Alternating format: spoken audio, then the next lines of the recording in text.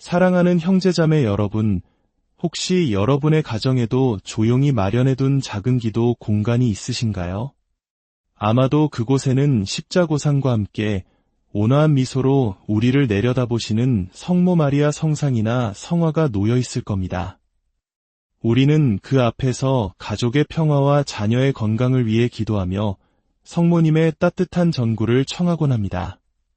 하지만 만약 우리가 성모님을 공경하는 마음으로 놓아둔 그 성상 곁에 사실은 우리 가정의 평화를 해치고 어둠의 기운을 불러들이는 물건들이 함께 놓여 있다면 어떨까요? 오늘 이 이야기에 귀를 기울여 주십시오.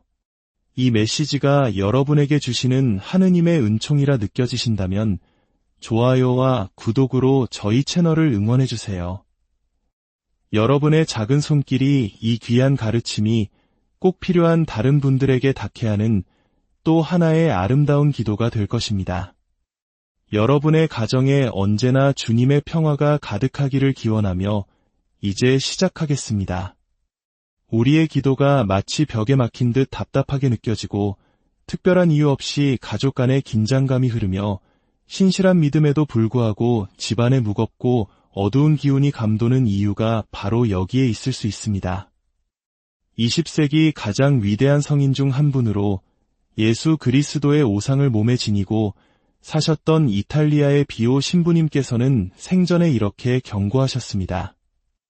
우리 어머니이신 성모님의 거룩한 성상 곁에 이 세 가지 물건을 절대로 함께 두지 마십시오.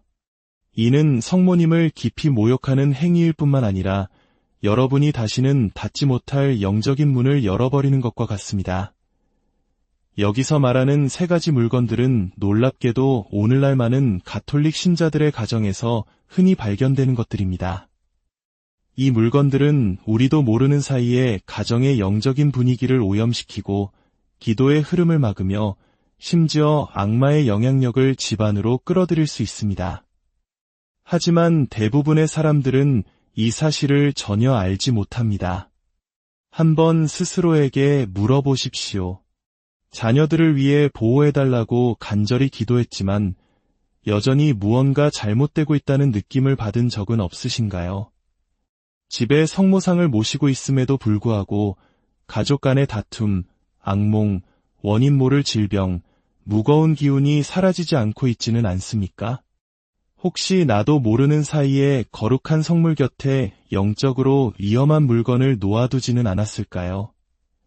만약 이 이야기들 중 하나라도 여러분의 마음에 와닿는 부분이 있다면 설명할 수 없는 영적인 무거움을 가정에서 느껴본 적이 있다면 부디 이 이야기에 끝까지 집중해 주시길 바랍니다. 이 메시지는 여러분 가정의 영적인 삶을 영원히 바꿀 수 있는 중요한 열쇠가 될지도 모릅니다. 이 가르침은 단순한 미신이나 사람들을 겁주려는 이야기가 아닙니다.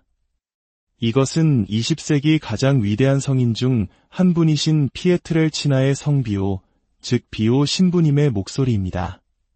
그는 평생 그리스도의 상처인 오상을 두 손에 지니고 사셨으며 고해 성사 중에 사람들의 영혼을 꿰뚫어 보셨습니다.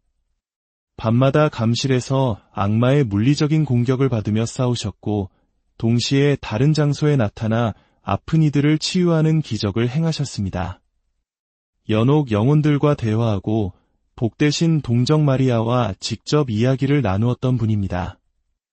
하느님의 전사이셨던 비오 신부님은 영적인 순결함을 매우 중요하게 여기셨습니다. 어느 늦은 밤 그의 수도원에서 있었던 잘 알려지지 않은 이야기가 있습니다. 한 남자가 기도를 부탁하기 위해 성당으로 찾아왔습니다. 새로 들인 장식품 하나를 성모상 옆에 둔 이후로 그의 집이 온통 혼란에 빠졌다는 것이었습니다. 갑작스러운 재정적 손실, 밤마다 들려오는 이상한 소리, 끊임없이 아픈 아이들, 심지어 복도에 나타나는 무서운 그림자까지. 비오 신부님은 그에게 단 한 가지만 물으셨습니다. 성모님 곁에 무엇을 두었소? 남자는 친구에게서 받은 악에 없는 선물이라고 그저 예술적인 장식품일 뿐이라고 답했습니다. 하지만 그 물건에 대한 설명을 듣자 비오 신부님의 표정은 싸늘하게 굳어졌습니다. 당신은 성모님을 모욕했소. 성모님을 원수의 것과 나란히 두었단 말이오. 당장 집으로 돌아가 그것을 치우고 집을 정화한 뒤 성모님께 용서를 구하시오. 그날 밤 남자는 신부님의 말씀에 순종했습니다. 그는 즉시 그 물건을 치우고 집을 축복하며 간절히 기도했습니다. 그러자 며칠 만에 그를 짓누르던 모든 압박이 사라졌습니다. 아이들은 더 이상 밤에 울지 않았고 집안의 공기는 다시 평화로워졌습니다. 우리가 성모님을 올바로 공경할 때 그분은 마치 어머니가 자신의 망토로 자녀를 감싸듯 우리를 보호해 주십니다. 하지만 우리가 무심코라도 그분의 현존을 모욕한다면 빛은 물러가고 그 자리에 어둠이 틈을 찾게 됩니다. 자, 이제 여러분께 묻겠습니다. 지금 여러분 가정의 성모상 곁에는 무엇이 놓여 있습니까? 그곳을 둘러싼 물건들은 어떤 에너지와 의도를 품고 있습니까? 제가 이제부터 말씀드릴 3가지 물건의 정체를 알게 되는 순간 그동안 풀리지 않았던 많은 의문들이 풀릴지도 모릅니다.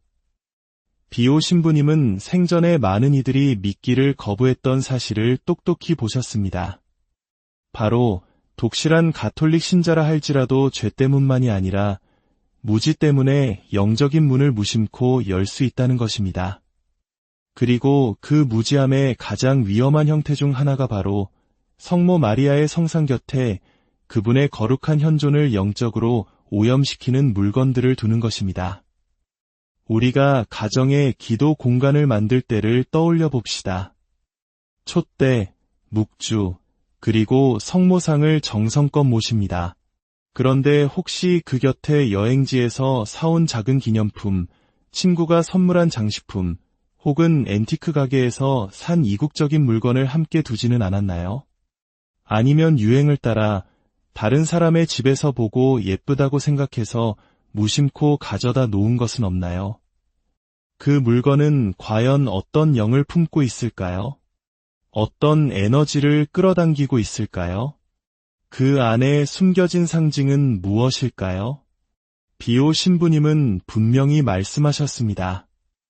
복되신 동정 마리아께서는 어둠에 속한 것들과 당신의 공간을 결코 공유하지 않으신다고 말입니다. 첫 번째, 성모 마리아 성상 곁에 절대로 두어서는 안 되는 물건은 바로 다른 종교의 우상들입니다. 설령 그것이 악에 없어 보이고 선물로 받았거나 예술적으로 아름다워 보일지라도 마찬가지입니다. 예를 들어 불상, 힌두교 사원의 신상, 아프리카 부족에 가면 토착신앙의 토템, 이교도의 여신상, 동양 철학의 상징물 등이 여기에 해당합니다. 특히 한국에서는 종교와 무관하게 인테리어 소품으로 작은 불상이나 동자승 인형을 두는 경우가 많습니다. 하지만 비오 신부님은 영적인 자녀들에게 이렇게 경고하셨습니다. 악마에게 여러분의 집 한 자리를 내어주지 마십시오. 다른 신들의 상징을 장식으로라도 집에 두는 것은 그들에게 경의를 표하는 것과 같습니다. 우리 어머니께서는 우상이 존중받는 곳에 결코 머무르지 않으실 겁니다. 만성 우울증과 끔찍한 악몽에 시달리던 한 여인이 비오 신부님을 찾아왔습니다. 그녀는 집안 곳곳에 묵주를 두고 매일 기도했지만 아무런 소용이 없었습니다. 신부님은 그녀에게 말했습니다. 집으로 돌아가 선반 위의 코끼리를 치우시오. 여인은 어리둥절했지만 집에 돌아와 거실을 살펴보니 정말로 성모상 옆에 장식용 코끼리상이 있었습니다. 그것은 힌두교의 지혜의 신인 가네사를 예술적으로 표현한 조각상이었습니다. 그녀가 그것을 치우자 거의 즉시 그녀를 짓누르던 어둠이 겉였습니다. 성모님은 천상의 여왕이시며 거짓 신들 옆에 나란히 놓일 수 없는 분이기 때문입니다. 두 번째, 성모님 곁에 절대로 두어서는 안 되는 물건은 점술이나 소위 에너지를 다루는 데 사용되는 물건들입니다. 여기에는 수정, 타로카드, 드림캐쳐, 신비주의적 목적으로 사용하는 향, 그리고 가톨릭 신앙에 뿌리를 두지 않은 모든 종류의 영성 도구들이 포함됩니다. 이런 것들은 종종 힐링이나 긍정 에너지라는 이름으로 포장되지만 사실은 그리스도인이 결코 열어서는 안 될 문을 엽니다. 비오 신부님은 이것들을 마술의 속삭임이라고 부르셨습니다. 그는 많은 영혼들이 기도에 참된 힘 대신 이런 환상적인 힘에 매료되어 진리에서 멀어진다고 경고했습니다. 진정한 치유는 오직 그리스도에게서만 오며 우리를 보호하는 유일한 에너지는 성령뿐입니다. 그 외의 모든 것은 모조품이며 그것을 성모님 곁에 두는 것은 성모님을 모욕하는 행위입니다. 한 젊은 여성이 비오 신부님에게 고해성사를 보러 온 적이 있습니다. 그녀는 가톨릭 신자로 자랐지만 소위 백마술과 에너지 힐링에 빠져들었습니다. 그녀는 신앙과 이것들을 결합할 수 있다고 생각했습니다.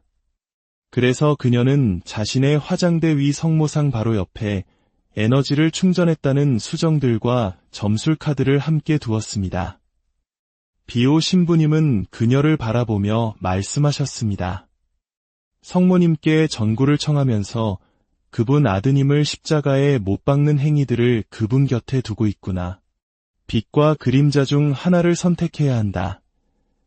그녀는 모든 것을 버렸습니다. 카드를 불태우고 수정을 땅에 묻었습니다. 그러고 나서야 비로소 그녀의 마음에 평화가 찾아왔습니다. 세 번째, 성모님 곁에 절대로 두어서는 안 되는 물건은 거룩하지 않은 생활 방식을 담은 사진이나 상징물입니다. 여기에는 외설적인 예술 작품, 선정적인 사진, 죄를 미화하는 책이나 영화, 그리고 그리스도의 가르침을 공개적으로 거부하는 방식으로 살아가는 가족 구성원의 사진을 기도, 공간과 같은 신성한 장소에 두는 것이 포함됩니다. 물론 우리는 사랑하는 이들을 위해 기도해야만 합니다. 하지만 비오 신부님께서 밝히신 것은 이것입니다. 전구 기도와 죄의 미화를 섞어서는 안 된다는 것입니다. 하느님의 어머니는 자비로우시며 죄인들을 위해 눈물을 흘리십니다. 하지만 그분은 교만과 죄악 위에 세워진 제단을 축복하실 수는 없습니다. 집안의 아름다운 기도 공간을 꾸몄던 한 가족의 사례가 있습니다. 그들은 성모상 옆에 도발적인 옷차림을 한 가족의 사진을 액자에 넣어 두었습니다. 그 사진에는 종교적인 죄책감으로부터의 해방을 축하한다는 문구까지 적혀 있었습니다. 그들은 아기가 없었고 그 가족을 사랑했습니다. 하지만 그들은 성모님께서 머무셔야 할 자리에 반항의 상징을 놓았던 것입니다. 그 결과는 끊임없는 가정 불화, 집안에서 나는 이상한 냄새, 반복되는 질병이었습니다. 비오 신부님의 조언은 명확했습니다. 누구를 공경할지 선택해야 합니다. 사랑하는 이를 위해 기도하되 그들의 반항을 순결해 여왕 곁에 두지 마십시오. 성모님의 주인은 영혼을 고양시키는 것들로 채워져야 합니다. 초, 묵주, 성수, 성경, 꽃, 그리고 다른 성인들의 성화처럼 말입니다. 혼란이나 반항, 모순이 아닙니다. 이제 여러분의 가정이 이미 영향을 받고 있는지 확인할 수 있는 몇 가지 징후들을 알려드리겠습니다. 이 징후들은 미묘하지만 무엇을 찾아야 하는지 아는 이들에게는 분명하게 보입니다. 첫째, 기도 생활의 방해입니다. 진실한 마음으로 기도하려 할 때만 마치 물살을 거슬러 헤엄치는 것처럼 신비한 저항감을 느끼게 됩니다. 둘째, 무거운 공기입니다. 설명할 수 없는 긴장감, 사소한 일로 반복되는 다툼, 그리고 특정 방에서 느껴지는 지속적인 무거움이 있습니다. 셋째, 수면 장애입니다. 악몽, 불면증, 혹은 잠에서 깨어났을 때 유난히 기운이 없는 느낌이 드는 것입니다. 특히 이러한 증상이 여러 가족 구성원에게 동시에 나타날 때 더욱 그렇습니다. 넷째, 아이들과 반려동물의 반응입니다. 영적으로 민감한 아이들이나 동물들이 먼저 반응합니다. 갑작스러운 행동 변화, 이유 없는 두려움, 혹은 문제의 물건들이 있는 방에 들어가기를 꺼리는 모습을 보입니다. 이러한 영적인 혼란은 갑자기 극적으로 나타나기보다는 서서히 평화와 조화를 잠식하며 가정의 환경을 근본적으로 바꾸어 놓습니다. 만약 여러분의 집에서 이러한 물건들을 발견했다면 어떻게 해야 할까요? 비오 신부님께서는 영적인 정화와 보호를 위한 명확한 지침을 주셨습니다. 첫 번째 단계는 철저한 점검입니다. 집안을 걸어다니며 특히 성상이나 기도 공간이 있는 곳을 주의 깊게 살펴보십시오. 성모상 근처에 놓인 모든 것을 확인하며 스스로에게 물어보십시오. 이것은 어디서 왔는가? 이것은 어떤 가치를 상징하는가? 이것이 하느님께 영광을 드리는가? 아니면 세상의 가치를 드높이는가? 두 번째 단계는 즉각적인 제거입니다. 문제의 물건들을 발견했다면 주저하지 말고 제거해야 합니다. 다른 종교의 상징물이나 점술 도구는 부수거나 태워서 그 형태를 완전히 파괴하는 것이 좋습니다. 단순히 버리거나 다른 사람에게 주어서는 안 됩니다. 이는 영적인 오염을 다른 곳으로 옮기는 것과 같기 때문입니다. 세 번째 단계는 공간의 정화와 축복입니다. 물건들을 제거한 후 그 공간을 정화해야 합니다. 창문을 열어 환기시키고 성수를 뿌리며 구마 기도를 바치십시오. 성 미카엘 대천사님, 싸움 중에 있는 저희를 보호하소서와 같은 기도가 좋습니다. 그리고 묵주 기도를 바치며 성모님께 다시금 그 공간을 당신의 것으로 봉헌해달라고 청하십시오. 사랑하는 형제자매 여러분, 우리의 가정은 세상의 풍파 속에서 안식을 찾는 작은 성전이 되어야 합니다. 그곳은 하느님의 은총이 흐르고 성모님의 보호가 머무는 거룩한 장소가 되어야 합니다. 우리가 무지 때문에 혹은 세상의 유행을 따르다가 우리도 모르는 사이에 그 거룩한 공간을 더럽히고 있지는 않았는지 오늘 함께 성찰해 보았으면 합니다. 비오 신부님의 이 엄중한 경고는 우리를 두렵게 하기 위함이 아닙니다. 오히려 우리를 영적인 위험으로부터 보호하고 우리 가정을 더욱 굳건한 믿음의 성체로 만들기 위한 사랑의 가르침입니다. 지금 바로 여러분의 기도 공간을 살펴보십시오. 그리고 성모님께서 온전히 머무시며 우리를 위해 빌어주실 수 있는 깨끗하고 거룩한 공간으로 만들어 주십시오. 주님의 은총과 성모님의 보호하심이 여러분과 여러분의 가정에 늘 사랑하는 형제자매 여러분, 혹시 여러분의 가정에도 조용히 마련해둔 작은 기도 공간이 있으신가요? 아마도 그곳에는 십자고상과 함께 온화한 미소로 우리를 내려다보시는 성모 마리아 성상이나 성화가 놓여 있을 겁니다. 우리는 그 앞에서 가족의 평화와 자녀의 건강을 위해 기도하며 성모님의 따뜻한 전구를 청하곤 합니다. 하지만 만약 우리가 성모님을 공경하는 마음으로 놓아둔 그 성상 곁에 사실은 우리 가정의 평화를 해치고 어둠의 기운을 불러들이는 물건들이 함께 놓여 있다면 어떨까요? 오늘 이 이야기에 귀를 기울여 주십시오. 이 메시지가 여러분에게 주시는 하느님의 은총이라 느껴지신다면 좋아요와 구독으로 저희 채널을 응원해 주세요. 여러분의 작은 손길이 이 귀한 가르침이 꼭 필요한 다른 분들에게 닿게 하는 또 하나의 아름다운 기도가 될 것입니다. 여러분의 가정에 언제나 주님의 평화가 가득하기를 기원하며 이제 시작하겠습니다. 우리의 기도가 마치 벽에 막힌 듯 답답하게 느껴지고 특별한 이유 없이 가족 간의 긴장감이 흐르며 신실한 믿음에도 불구하고 집안에 무겁고 어두운 기운이 감도는 이유가 바로 여기에 있을 수 있습니다. 20세기 가장 위대한 성인 중 한 분으로 예수 그리스도의 오상을 몸에 지니고 사셨던 이탈리아의 비오 신부님께서는 생전에 이렇게 경고하셨습니다. 우리 어머니이신 성모님의 거룩한 성상 곁에 이 세 가지 물건을 절대로 함께 두지 마십시오.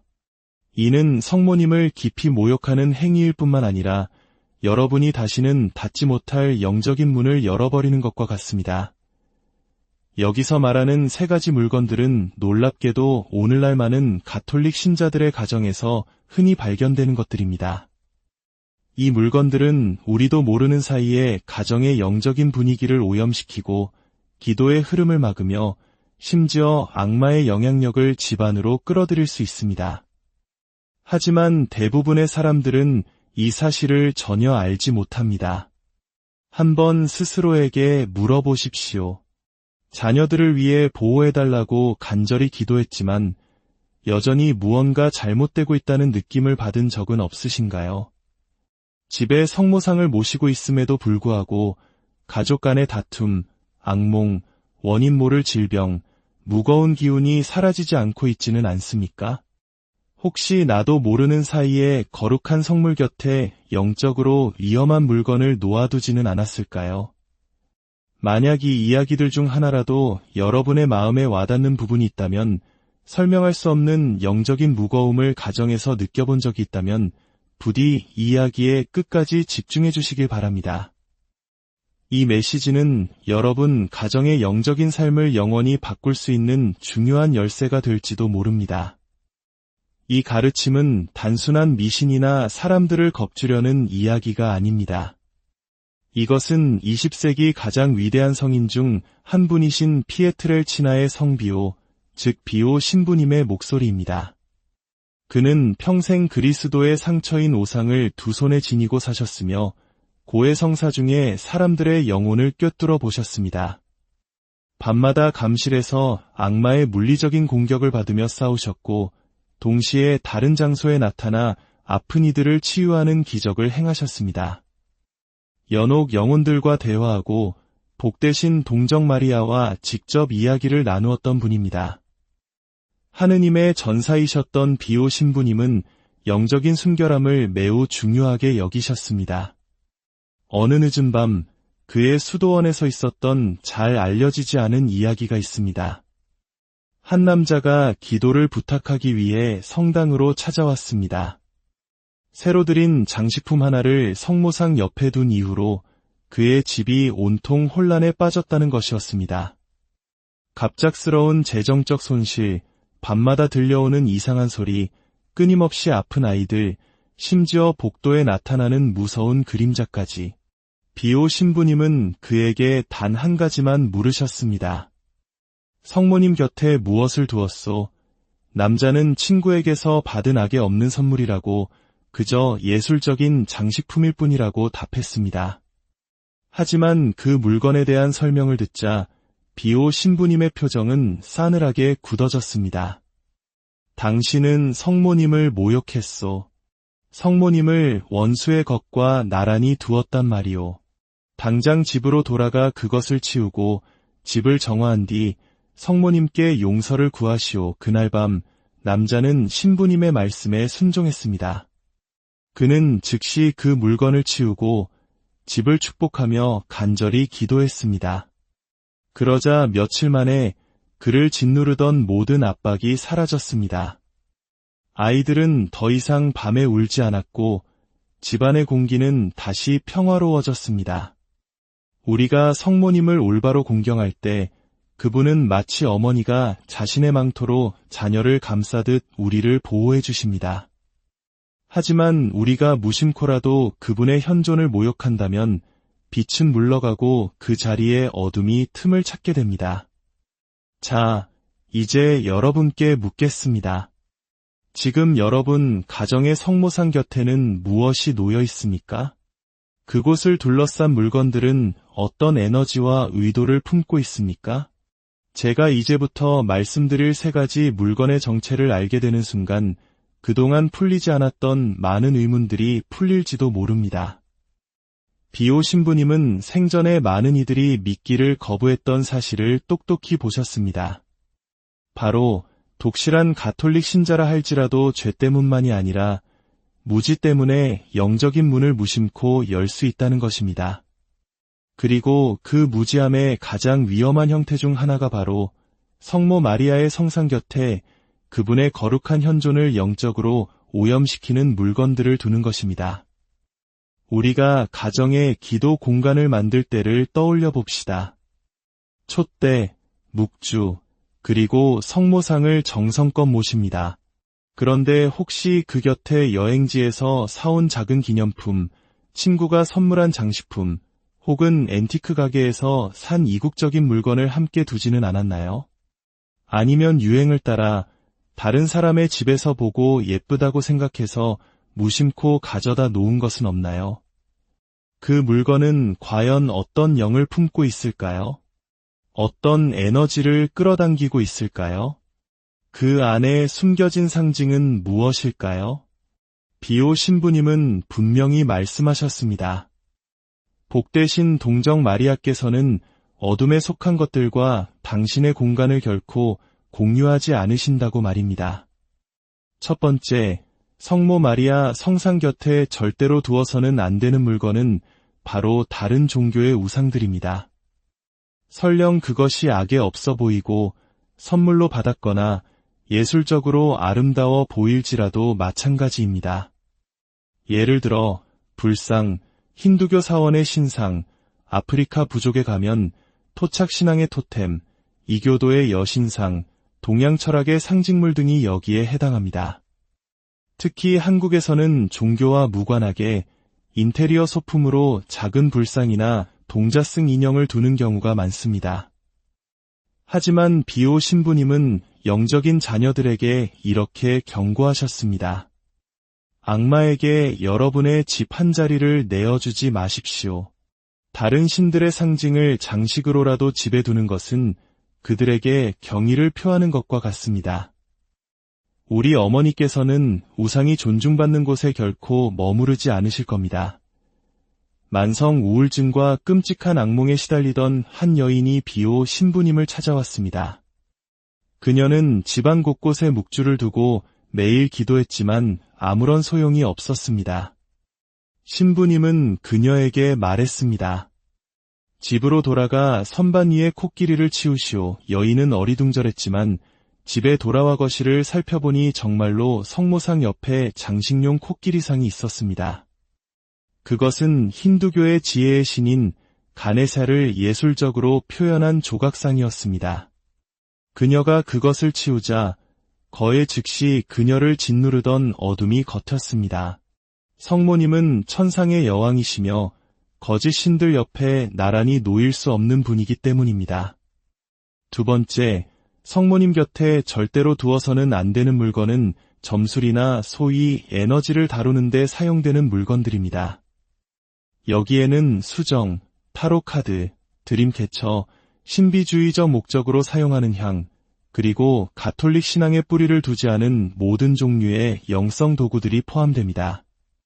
이런 것들은 종종 힐링이나 긍정 에너지라는 이름으로 포장되지만 사실은 그리스도인이 결코 열어서는 안 될 문을 엽니다. 비오 신부님은 이것들을 마술의 속삭임이라고 부르셨습니다. 그는 많은 영혼들이 기도에 참된 힘 대신 이런 환상적인 힘에 매료되어 진리에서 멀어진다고 경고했습니다. 진정한 치유는 오직 그리스도에게서만 오며 우리를 보호하는 유일한 에너지는 성령뿐입니다. 그 외의 모든 것은 모조품이며 그것을 성모님 곁에 두는 것은 성모님을 모욕하는 행위입니다. 한 젊은 여성이 비오 신부님에게 고해성사를 보러 온 적이 있습니다. 그녀는 가톨릭 신자로 자랐지만 소위 백마술과 에너지 힐링에 빠져들었습니다. 그녀는 신앙과 이것들을 결합할 수 있다고 생각했습니다. 그래서 그녀는 자신의 화장대 위 성모상 바로 옆에 에너지를 충전했다는 수정들과 점술 카드를 함께 두었습니다. 비오 신부님은 그녀를 바라보며 말씀하셨습니다. 성모님께 전구를 청하면서 그분 아드님을 십자가에 못 박는 행위들을 그분 곁에 두고 있구나. 빛과 그림자 중 하나를 선택해야 한다. 그녀는 모든 것을 버렸습니다.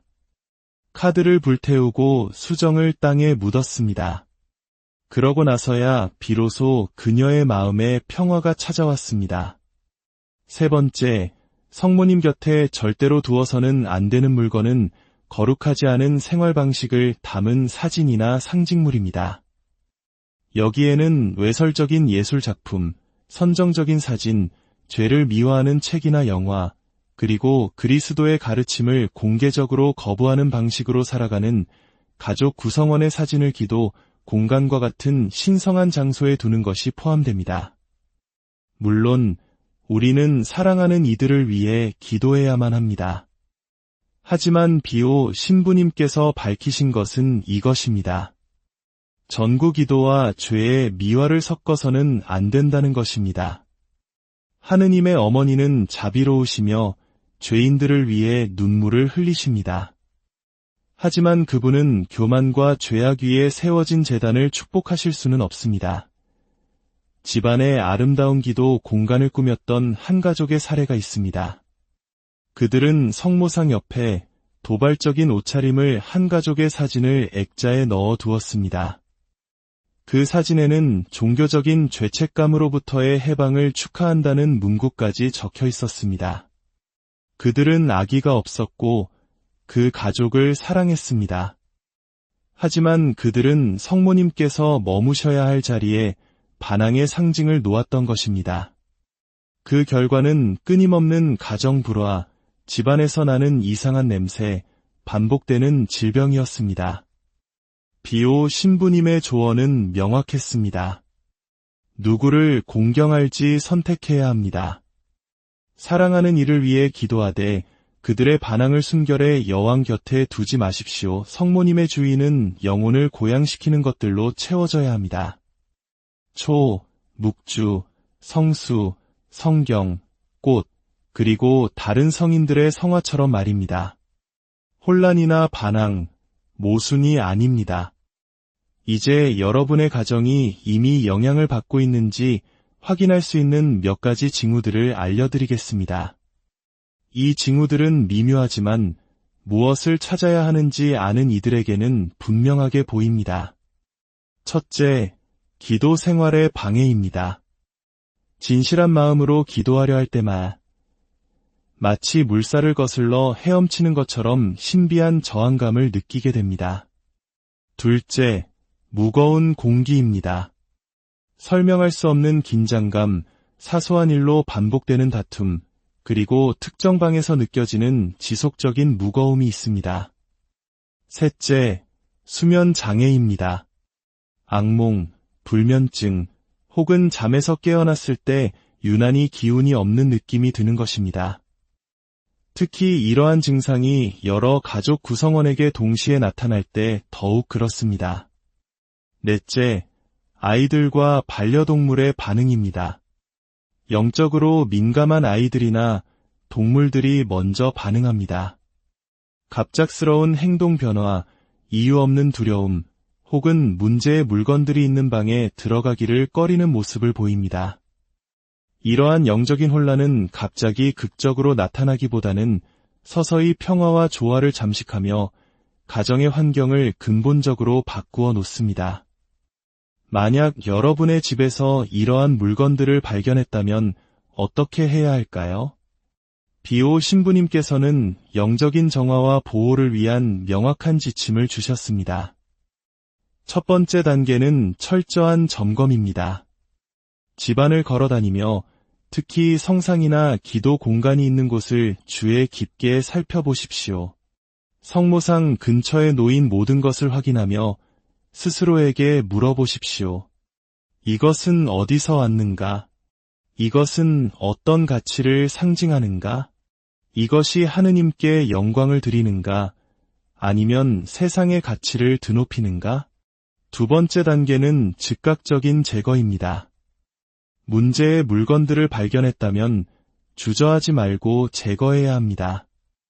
다른 종교의 상징물이나 점술 도구는 부수거나 태워서 그 형태를 완전히 파괴하는 것이 좋습니다. 단순히 버리거나 다른 사람에게 주어서는 안 됩니다.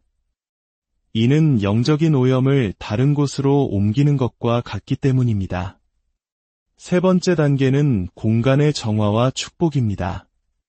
물건들을 제거한 후 그 공간을 정화해야 합니다. 창문을 열어 환기시키고 성수를 뿌리며 구마 기도를 바치십시오. 성 미카엘 대천사님, 싸움 중에 있는 저희를 보호하소서와 같은 기도가 좋습니다. 그리고 묵주 기도를 바치며 성모님께 다시금 그 공간을 당신의 것으로 봉헌해달라고 청하십시오. 사랑하는 형제자매 여러분, 우리의 가정은 세상의 풍파 속에서 안식을 찾는 작은 성전이 되어야 합니다. 그곳은 하느님의 은총이 흐르고 성모님의 보호가 머무는 거룩한 장소가 되어야 합니다. 우리가 무지 때문에 혹은 세상의 유행을 따르다가 우리도 모르는 사이에 그 거룩한 공간을 더럽히고 있지는 않았는지 오늘 함께 성찰해 보았으면 합니다. 비오 신부님의 이 엄중한 경고는 우리를 두렵게 하기 위함이 아닙니다. 오히려 우리를 영적인 위험으로부터 보호하고 우리 가정을 더욱 굳건한 믿음의 성체로 만들기 위한 사랑의 가르침입니다. 지금 바로 여러분의 기도 공간을 살펴보십시오. 그리고 성모님께서 온전히 머무시며 우리를 위해 빌어주실 수 있는 깨끗하고 거룩한 공간으로 만들어 주십시오.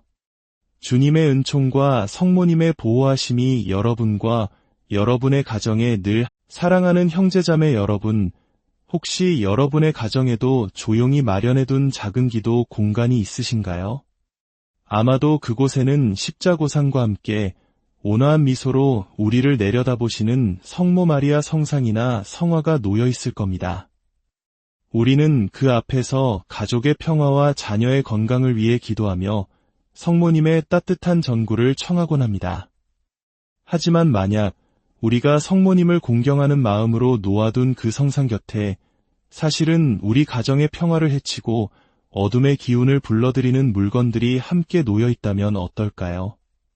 오늘 이 이야기에 귀를 기울여 주십시오. 이 메시지가 여러분에게 주시는 하느님의 은총이라 느껴지신다면 좋아요와 구독으로 저희 채널을 응원해 주세요. 여러분의 작은 손길이 이 귀한 가르침이 꼭 필요한 다른 분들에게 닿게 하는 또 하나의 아름다운 기도가 될 것입니다. 여러분의 가정에 언제나 주님의 평화가 가득하기를 기원하며 이제 시작하겠습니다. 우리의 기도가 마치 벽에 막힌 듯 답답하게 느껴지고 특별한 이유 없이 가족 간의 긴장감이 흐르며 신실한 믿음에도 불구하고 집안에 무겁고 어두운 기운이 감도는 이유가 바로 여기에 있을 수 있습니다. 20세기 가장 위대한 성인 중 한 분으로 예수 그리스도의 오상을 몸에 지니고 사셨던 이탈리아의 비오 신부님께서는 생전에 이렇게 경고하셨습니다. 우리 어머니이신 성모님의 거룩한 성상 곁에 이 세 가지 물건을 절대로 함께 두지 마십시오. 이는 성모님을 깊이 모욕하는 행위일 뿐만 아니라 여러분이 다시는 닫지 못할 영적인 문을 열어버리는 것과 같습니다. 여기서 말하는 세 가지 물건들은 놀랍게도 오늘날 많은 가톨릭 신자들의 가정에서 흔히 발견되는 것들입니다.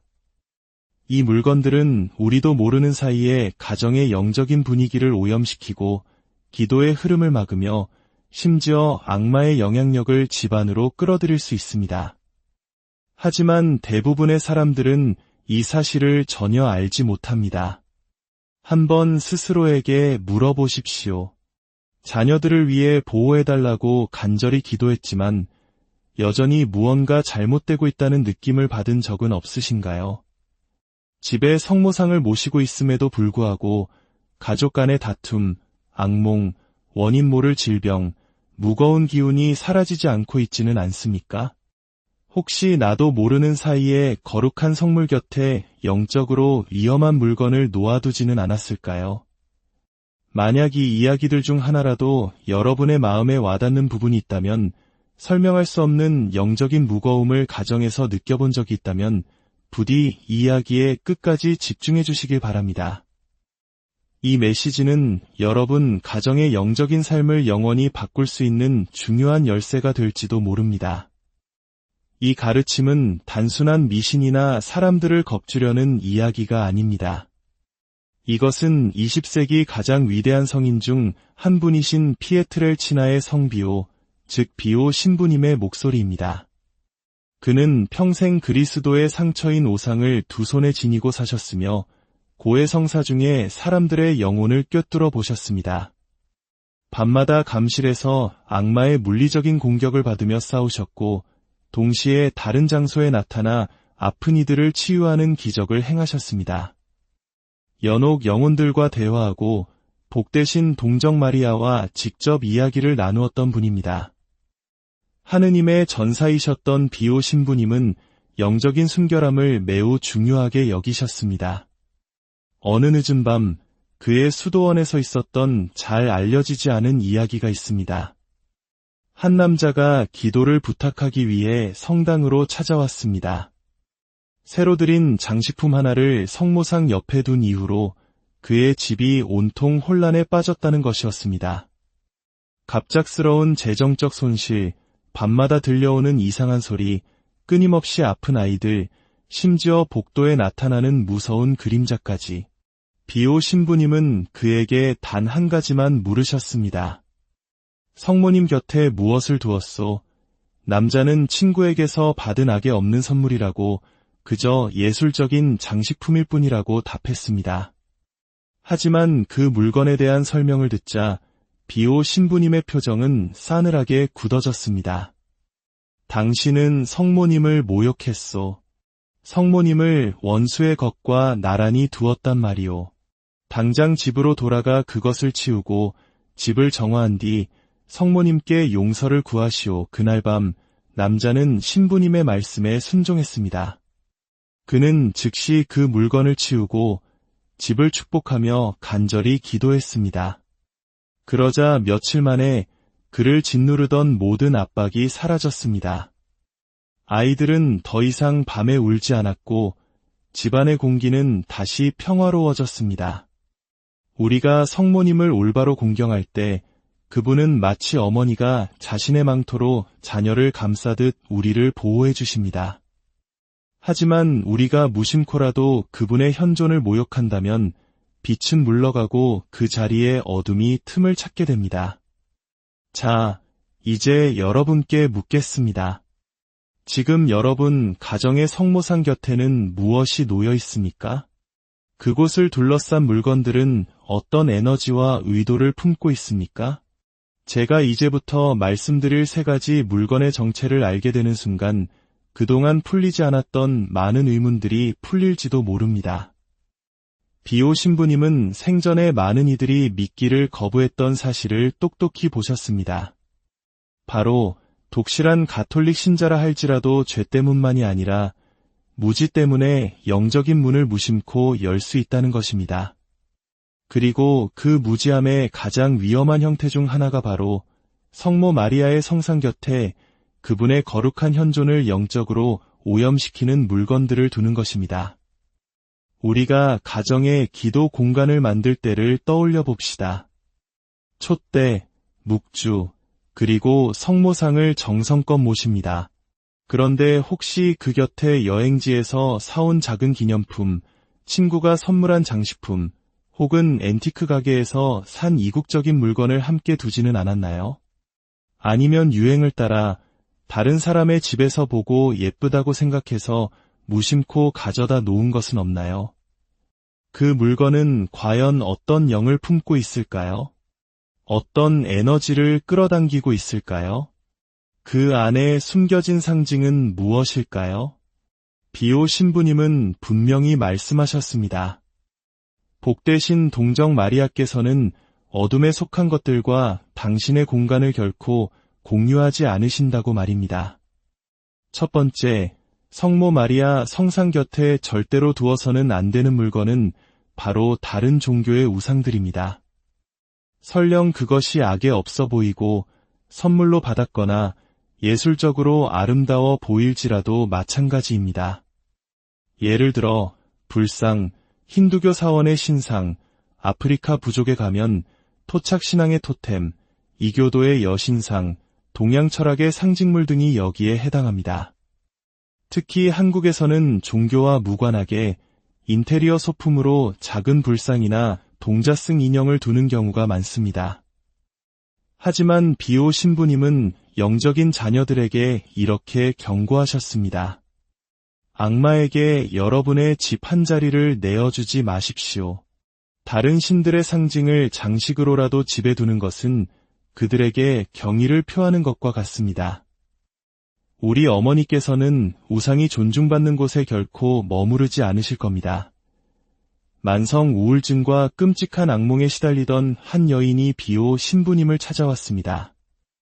그녀는 집안 곳곳에 묵주를 두고 매일 기도했지만 아무런 소용이 없었습니다. 신부님은 그녀에게 말했습니다. 집으로 돌아가 선반 위에 코끼리를 치우시오. 여인은 어리둥절했지만 집에 돌아와 거실을 살펴보니 정말로 성모상 옆에 장식용 코끼리상이 있었습니다. 그것은 힌두교의 지혜의 신인 가네샤를 예술적으로 표현한 조각상이었습니다. 그녀가 그것을 치우자 거의 즉시 그녀를 짓누르던 어둠이 걷혔습니다. 성모님은 천상의 여왕이시며 거짓 신들 옆에 나란히 놓일 수 없는 분이기 때문입니다. 두 번째, 성모님 곁에 절대로 두어서는 안 되는 물건은 점술이나 소위 에너지를 다루는 데 사용되는 물건들입니다. 여기에는 수정, 타로 카드, 드림캐쳐, 신비주의적 목적으로 사용하는 향, 그리고 가톨릭 신앙의 뿌리를 두지 않은 모든 종류의 영성 도구들이 포함됩니다. 이런 것들은 종종 힐링이나 긍정 에너지라는 이름으로 포장되지만 사실은 그리스도인이 결코 열어서는 안 될 문을 엽니다. 비오 신부님은 이것들을 마술의 속삭임이라고 부르셨습니다. 그는 많은 영혼들이 기도에 참된 힘 대신 이런 환상적인 힘에 매료되어 진리에서 멀어진다고 경고했습니다. 진정한 치유는 오직 그리스도에게서만 오며 우리를 보호하는 유일한 에너지는 성령뿐입니다. 그 외의 모든 것은 모조품이며 그것을 성모님 곁에 두는 것은 성모님을 모욕하는 행위입니다. 한 젊은 여성이 비오 신부님에게 고해성사를 보러 온 적이 있습니다. 그녀는 가톨릭 신자로 자랐지만 소위 백마술과 에너지 힐링에 빠져들었습니다. 그녀는 신앙과 이것들을 결합할 수 있다고 생각했습니다. 그래서 그녀는 자신의 화장대 위 성모상 바로 옆에 에너지를 충전했다는 수정들과 점술 카드를 함께 두었습니다. 비오 신부님은 그녀를 바라보며 말씀하셨습니다. 성모님께 전구를 청하면서 그분 아드님을 십자가에 못 박는 행위들을 그분 곁에 두고 있구나. 빛과 그림자 중 하나를 선택해야 한다. 그녀는 모든 것을 버렸습니다. 카드를 불태우고 수정을 땅에 묻었습니다. 그러고 나서야 비로소 그녀의 마음에 평화가 찾아왔습니다. 세 번째, 성모님 곁에 절대로 두어서는 안 되는 물건은 거룩하지 않은 생활 방식을 담은 사진이나 상징물입니다. 여기에는 외설적인 예술 작품, 선정적인 사진, 죄를 미화하는 책이나 영화, 그리고 그리스도의 가르침을 공개적으로 거부하는 방식으로 살아가는 가족 구성원의 사진을 기도, 공간과 같은 신성한 장소에 두는 것이 포함됩니다. 물론 우리는 사랑하는 이들을 위해 기도해야만 합니다. 하지만 비오 신부님께서 밝히신 것은 이것입니다. 전구 기도와 죄의 미화를 섞어서는 안 된다는 것입니다. 하느님의 어머니는 자비로우시며 죄인들을 위해 눈물을 흘리십니다. 하지만 그분은 교만과 죄악 위에 세워진 제단을 축복하실 수는 없습니다. 집안의 아름다운 기도 공간을 꾸몄던 한 가족의 사례가 있습니다. 그들은 성모상 옆에 도발적인 옷차림을 한 가족의 사진을 액자에 넣어 두었습니다. 그 사진에는 종교적인 죄책감으로부터의 해방을 축하한다는 문구까지 적혀 있었습니다. 그들은 아기가 없었고 그 가족을 사랑했습니다.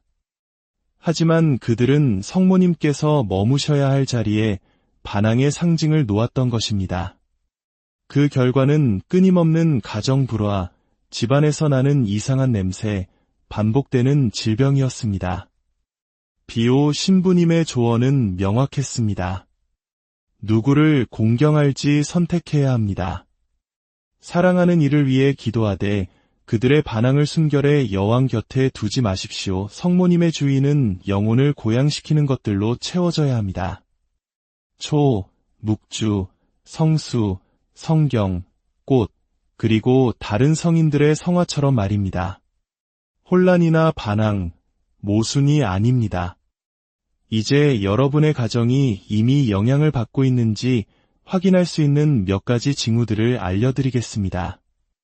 이 징후들은 미묘하지만 무엇을 찾아야 하는지 아는 이들에게는 분명하게 보입니다. 첫째, 기도 생활의 방해입니다. 진실한 마음으로 기도하려 할 때만 마치 물살을 거슬러 헤엄치는 것처럼 신비한 저항감을 느끼게 됩니다. 둘째, 무거운 공기입니다.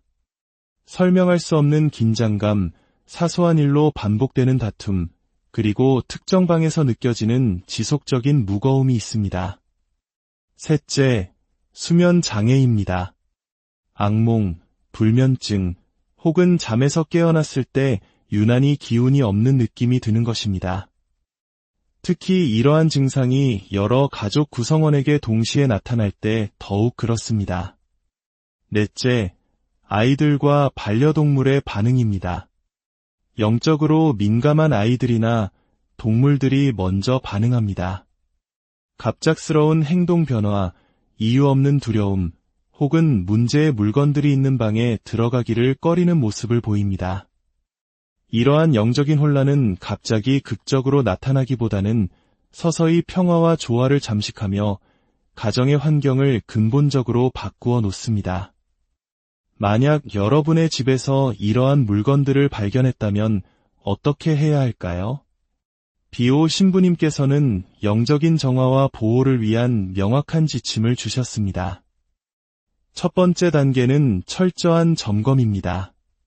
집안을 걸어다니며 특히 성상이나 기도 공간이 있는 곳을 주의 깊게 살펴보십시오. 성모상 근처에 놓인 모든 것을 확인하며 스스로에게 물어보십시오. 이것은 어디서 왔는가? 이것은 어떤 가치를 상징하는가? 이것이 하느님께 영광을 드리는가? 아니면 세상의 가치를 드높이는가? 두 번째 단계는 즉각적인 제거입니다. 문제의 물건들을 발견했다면 주저하지 말고 제거해야 합니다. 다른 종교의 상징물이나 점술 도구는 부수거나 태워서 그 형태를 완전히 파괴하는 것이 좋습니다. 단순히 버리거나 다른 사람에게 주어서는 안 됩니다. 이는 영적인 오염을 다른 곳으로 옮기는 것과 같기 때문입니다. 세 번째 단계는 공간의 정화와 축복입니다. 물건들을 제거한 후 그 공간을 정화해야 합니다. 창문을 열어 환기시키고 성수를 뿌리며 구마 기도를 바치십시오. 성 미카엘 대천사님, 싸움 중에 있는 저희를 보호하소서와 같은 기도가 좋습니다. 그리고 묵주 기도를 바치며 성모님께 다시금 그 공간을 당신의 것으로 봉헌해달라고 청하십시오. 사랑하는 형제자매 여러분, 우리의 가정은 세상의 풍파 속에서 안식을 찾는 작은 성전이 되어야 합니다. 그곳은 하느님의 은총이 흐르고 성모님의 보호가 머무는 거룩한 장소가 되어야 합니다. 우리가 무지 때문에 혹은 세상의 유행을 따르다가 우리도 모르는 사이에 그 거룩한 공간을 더럽히고 있지는 않았는지 오늘 함께 성찰해 보았으면 합니다. 비오 신부님의 이 엄중한 경고는 우리를 두렵게 하기 위함이 아닙니다. 오히려 우리를 영적인 위험으로부터 보호하고 우리 가정을 더욱 굳건한 믿음의 성체로 만들기 위한 사랑의 가르침입니다. 지금 바로 여러분의 기도 공간을 살펴보십시오. 그리고 성모님께서 온전히 머무시며 우리를 위해 빌어주실 수 있는 깨끗하고 거룩한 공간으로 만들어 주십시오. 주님의 은총과 성모님의 보호하심이 여러분과 여러분의 가정에 늘 사랑하는 형제자매 여러분, 혹시 여러분의 가정에도 조용히 마련해둔 작은 기도 공간이 있으신가요? 아마도 그곳에는 십자고상과 함께 온화한 미소로 우리를 내려다보시는 성모 마리아 성상이나 성화가 놓여 있을 겁니다. 우리는 그 앞에서 가족의 평화와 자녀의 건강을 위해 기도하며 성모님의 따뜻한 전구를 청하곤 합니다. 하지만 만약 우리가 성모님을 공경하는 마음으로 놓아둔 그 성상 곁에 사실은 우리 가정의 평화를 해치고 어둠의 기운을 불러들이는 물건들이 함께 놓여 있다면 어떨까요?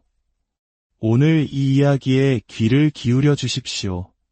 이 메시지가 여러분에게 주시는 하느님의 은총이라 느껴지신다면 좋아요와 구독으로 저희 채널을 응원해 주세요. 여러분의 작은 손길이 이 귀한 가르침이 꼭 필요한 다른 분들에게 닿게 하는 또 하나의 아름다운 기도가 될 것입니다. 여러분의 가정에 언제나 주님의 평화가 가득하기를 기원하며 이제 시작하겠습니다. 우리의 기도가 마치 벽에 막힌 듯 답답하게 느껴지고 특별한 이유 없이 가족 간의 긴장감이 흐르며 신실한 믿음에도 불구하고 집안에 무겁고 어두운 기운이 감도는 이유가 바로 여기에 있을 수 있습니다. 20세기 가장 위대한 성인 중 한 분으로 예수 그리스도의 오상을 몸에 지니고 사셨던 이탈리아의 비오 신부님께서는 생전에 이렇게 경고하셨습니다. 우리 어머니이신 성모님의 거룩한 성상 곁에 이 세 가지 물건을 절대로 함께 두지 마십시오. 이는 성모님을 깊이 모욕하는 행위일 뿐만 아니라 여러분이 다시는 닫지 못할 영적인 문을 열어버리는 것과 같습니다. 여기서 말하는 세 가지 물건들은 놀랍게도 오늘날 많은 가톨릭 신자들의 가정에서 흔히 발견되는 것들입니다. 이 물건들은 우리도 모르는 사이에 가정의 영적인 분위기를 오염시키고 기도의 흐름을 막으며 심지어 악마의 영향력을 집안으로 끌어들일 수 있습니다. 하지만 대부분의 사람들은 이 사실을 전혀 알지 못합니다. 한번 스스로에게 물어보십시오. 자녀들을 위해 보호해달라고 간절히 기도했지만 여전히 무언가 잘못되고 있다는 느낌을 받은 적은 없으신가요? 집에 성모상을 모시고 있음에도 불구하고 가족 간의 다툼, 악몽, 원인 모를 질병, 무거운 기운이 사라지지 않고 있지는 않습니까? 혹시 나도 모르는 사이에 거룩한 성물 곁에 영적으로 위험한 물건을 놓아두지는 않았을까요? 만약 이 이야기들 중 하나라도 여러분의 마음에 와닿는 부분이 있다면 설명할 수 없는 영적인 무거움을 가정에서 느껴본 적이 있다면 부디 이 이야기에 끝까지 집중해 주시길 바랍니다. 이 메시지는 여러분 가정의 영적인 삶을 영원히 바꿀 수 있는 중요한 열쇠가 될지도 모릅니다. 이 가르침은 단순한 미신이나 사람들을 겁주려는 이야기가 아닙니다. 이것은 20세기 가장 위대한 성인 중 한 분이신 피에트렐치나의 성비오, 즉 비오 신부님의 목소리입니다. 그는 평생 그리스도의 상처인 오상을 두 손에 지니고 사셨으며 고해 성사 중에 사람들의 영혼을 꿰뚫어 보셨습니다. 밤마다 감실에서 악마의 물리적인 공격을 받으며 싸우셨고 동시에 다른 장소에 나타나 아픈 이들을 치유하는 기적을 행하셨습니다. 연옥 영혼들과 대화하고 복되신 동정 마리아와 직접 이야기를 나누었던 분입니다. 하느님의 전사이셨던 비오 신부님은 영적인 순결함을 매우 중요하게 여기셨습니다. 어느 늦은 밤 그의 수도원에서 있었던 잘 알려지지 않은 이야기가 있습니다. 한 남자가 기도를 부탁하기 위해 성당으로 찾아왔습니다. 새로 들인 장식품 하나를 성모상 옆에 둔 이후로 그의 집이 온통 혼란에 빠졌다는 것이었습니다. 갑작스러운 재정적 손실, 밤마다 들려오는 이상한 소리, 끊임없이 아픈 아이들, 심지어 복도에 나타나는 무서운 그림자까지. 비오 신부님은 그에게 단 한 가지만 물으셨습니다. 성모님 곁에 무엇을 두었소? 남자는 친구에게서 받은 악에 없는 선물이라고 그저 예술적인 장식품일 뿐이라고 답했습니다. 하지만 그 물건에 대한 설명을 듣자 비오 신부님의 표정은 싸늘하게 굳어졌습니다. 당신은 성모님을 모욕했소. 성모님을 원수의 것과 나란히 두었단 말이오. 당장 집으로 돌아가 그것을 치우고 집을 정화한 뒤 성모님께 용서를 구하시오. 그날 밤 남자는 신부님의 말씀에 순종했습니다. 그는 즉시